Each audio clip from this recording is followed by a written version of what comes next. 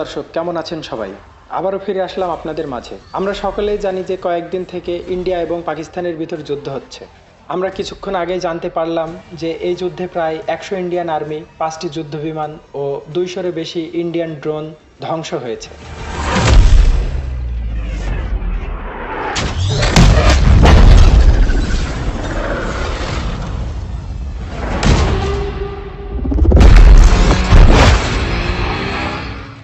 গত রাতে Donald Trump একটি টুইট করেছে, কাল সারা রাত আমার সময় নষ্ট হয়েছে ইন্ডিয়ান সরকার ও পাকিস্তান সরকারকে এটি বোঝাতে যে তারা যুদ্ধটি বন্ধ করবে।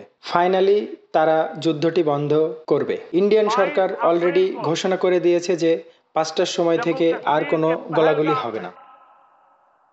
आतंकियों ने मासूम देशवासियों को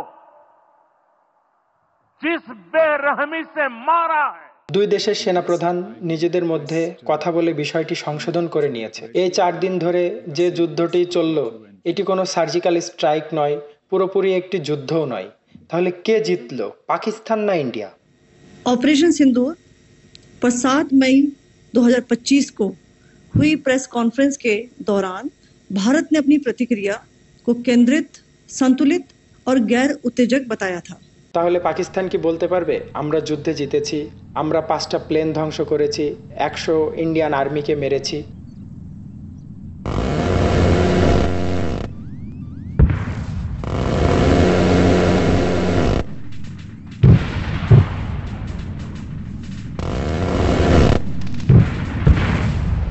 ইন্ডিয়া কিন্তু পাকিস্তানকে সারা পৃথিবীর সামনে একটি জঙ্গি গোষ্ঠী হিসেবে আবারও উপস্থাপন করছে।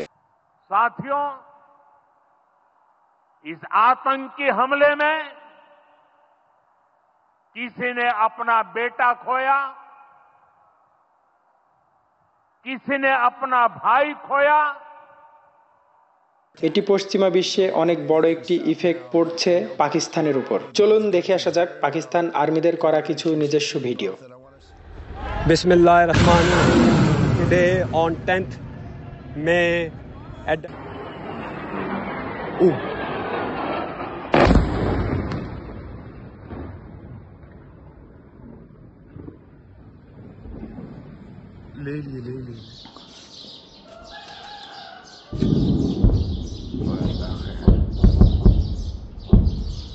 এই যুদ্ধের সূত্রপাত কোথা থেকে? প্রথম দিন কি হয়েছিল? পেহেলগাঁও শহর, যেটা ইন্ডিয়ার মিনি সুইজারল্যান্ড বলা হয়, সেখানে একটি আতঙ্কবাদী হামলা হয়েছিল।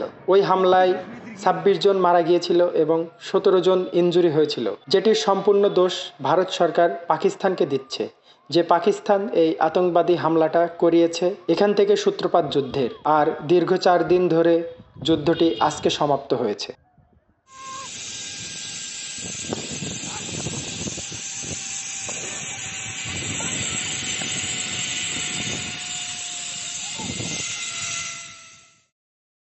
তাহলে কে জিতলো এই যুদ্ধে, ইন্ডিয়া নাকি পাকিস্তান?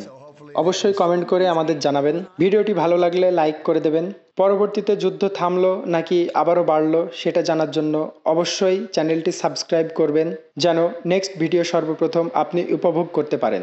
ধন্যবাদ সকলকে সাথে থাকার জন্য। দেখা হচ্ছে পরবর্তী ভিডিওতে। ধন্যবাদ।